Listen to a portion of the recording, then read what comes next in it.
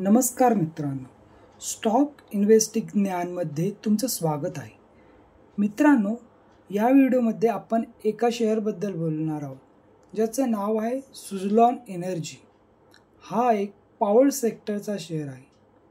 येथे सर्वात मोठा प्रश्न हा आहे की आपण खरेदी करावी का नाही. पहा, मी तुम्हाला कोणती रेकमेंडेशन करत नाही की तुम्ही खरेदी करा किंवा नाही, पण या व्हिडिओनंतर तुम्हाला या कंपनीच्या पॉझिटिव्ह डिमांडबद्दल समजेल. डिमांड आवश्यक आहे का, टिकेल का, ह्या सर्व गोष्टी स्पष्ट होतील. या व्हिडिओचा अभ्यास केल्यावर सर्व गोष्टी स्पष्ट होतील. सर्वप्रथम तुम्ही पहा की कंपनी काय करते. सर्वात आधी कंपनीचे काम पाहूया. पुढे येणाऱ्या काळात काम, त्याचा बिझनेस टिकेल का नाही. जसे की ही कंपनी कार्यरत आहे, अशा अनेक कंपनीसुद्धा काम करत आहे. ही एक रिन्युएबल एनर्जी निर्माण करणारी कंपनी आहे, जी वाऱ्यापासून ऊर्जा निर्मिती करते. तुम्ही पहा भविष्यकाळात पॉवर सेक्टरची डिमांड कशी राहील. ही कंपनी वीज निर्माण करते, वीज बनवते, तर तिची डिमांड असणार का, हा सर्वात मोठा प्रश्न आहे.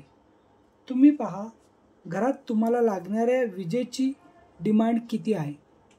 तुम्ही पहा, शेतीमध्ये पाणी न मिळाल्यास काही होत नाही. नंतर तुम्हाला समजेल की किती महत्त्वाचे आहे.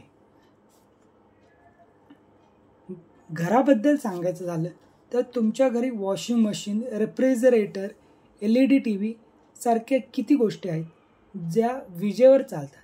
विजेची मागणी आहे. भले तुम्हाला किती बिल भरावं लागेल, पण घरात वीज नेहमीच चालू राहील आणि TV कधीच बंद होणार नाही. आणखीन तुम्ही पाहाल की उन्हाळ्यात तुम्हाला हवेचे पंखे चालू असतील तर पंखे एकाच वेळी किती चालतील. घराचा आकार वाढेल, लोकसंख्या वाढेल, तेव्हा विजेची आवश्यकता देखील वाढेल. आता जर तुम्ही एका लहान स्तरावर पाहत असाल तर तुम्हाला लक्षात येईल की संपूर्ण भारतात किती नवीन लोक जन्म घेत आहेत. आता विचार करा, ते आपल्या घरामध्ये किती वीज वापरतील. याउलट विजेची मागणी वाढत जाईल अशी अपेक्षा आहे. समाजातील, देशातील लोकसंख्येची वाढ होत आहे आणि हे समजून घेणे आवश्यक आहे की वरच्या स्तरावर विजेची आवश्यकता कशी वाढत आहे. रिक्वायरमेंट वाढणार आहे. याशिवाय औद्योगिक क्षेत्राबद्दल तुम्ही पाहाल की IPOच्या अंतर्गत किती कंपन्या आल्या आहेत. अगदी भारतात इतका मॅन्युफॅक्चरिंग हब बनला आहे. इतक्या मोठ्या कंपन्या आहेत. त्यांना वीज आवश्यक आहे. होय, त्यांना वीज आवश्यक आहे. हे तुम्हाला समजतंय का. वीज आवश्यक आहे, त्यामुळेच भारत पुढे जाईल. इथे आणखीन एक मुद्दा आहे की इलेक्ट्रिक वाहनं जितकी वाढत आहेत तितकीच वाढत जाणार आहे. आतापर्यंत तुमच्या घरी तुम्ही पाहिले की तुमच्याकडे गाडी आहे, 4 व्हीलर आहे किंवा 2 व्हीलर आहे. डिझेल किंवा पेट्रोल व्यवस्थित भरलं जात, जे परदेशातून येतं. पण आता असं नाही. आता तुमच्या घरी 2 इलेक्ट्रिक वाहनं आल्या, एक 4 व्हीलर, एक 2 व्हीलर. दोन्ही रात्री चार्जिंगवर लागलेल्या असतात आणि तुमच्या कूलर, पंखा, AC हे सगळं एका मागोमाग चालू असतात. त्यामुळं तुम्हाला समजलं या सर्व ठिकाणी विजेचा वापर होत आहे.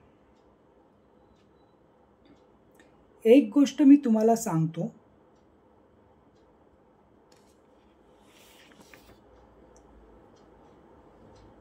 आता इलेक्ट्रिक व्हेकलच्या बाबतीत त्यांना वीज येतच राहिली पाहिजे. सध्या तुम्ही पाहता की तुमच्या इथे विजेच्या फ्लक्च्युएशन सुरू झाला आहे.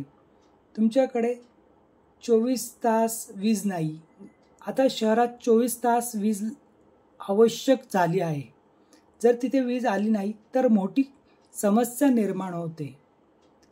आणखीन एक गोष्ट समजून पहा, जितके घर वाढत आहेत त्यात पंखे, फ्रीज, वॉशिंग मशीन यांची आवश्यकता वाढत आहे.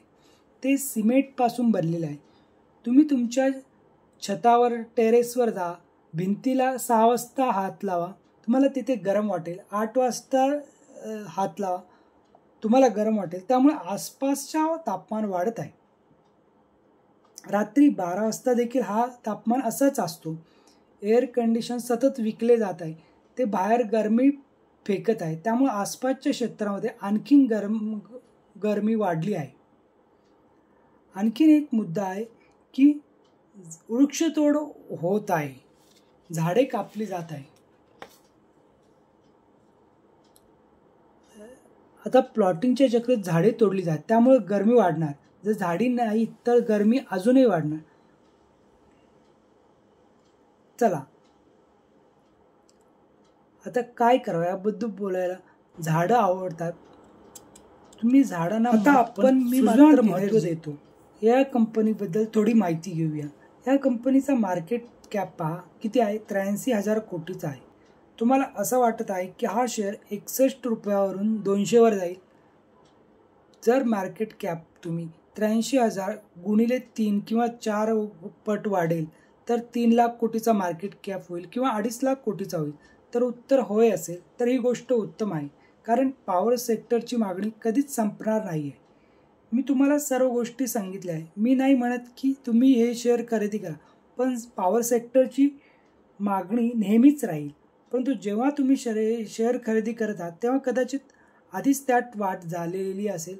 तुम्हाला दुसऱ्या पॉवर सेक्टरच्या शेअर योग्य भावात मिळत असेल. चला या कंपनीच्या मूलभूत गोष्टी एकदा आढावा घेऊया. या कंपनीचा 1 वर्षापूर्वी रेव्हेन्यू होता 2196 करोड. त्यानंतरच्या क्वार्टरमध्ये 2022 झाला.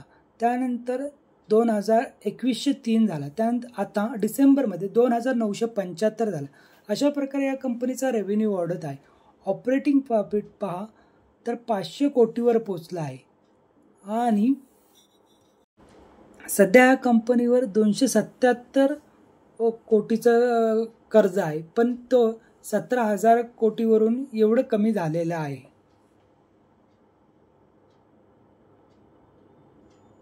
म्हणजेच आता याची OPIS आणि DISची होल्डिंग पाहूया.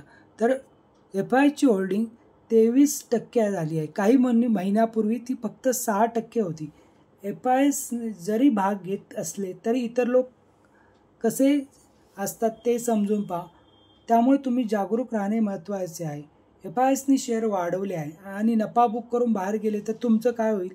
मार्केट कॅप पहा, चांगला शेअर आहे. ही माहिती जर तुम्हाला उपयुक्त ठरू शकते, तुम्हाला वाटतं की या शेअरमुळे पुढच्या काळात मोठा फायदा मिळेल, तर तुमचा अभ्यास, रिसर्च आणि स्टडी करा. जर तुम्हाला हा व्हिडिओ आवडला असेल तर व्हिडिओला लाईक आणि शेअर करा आणि चॅनलला सबस्क्राईब करायला विसरू नका. नमस्कार.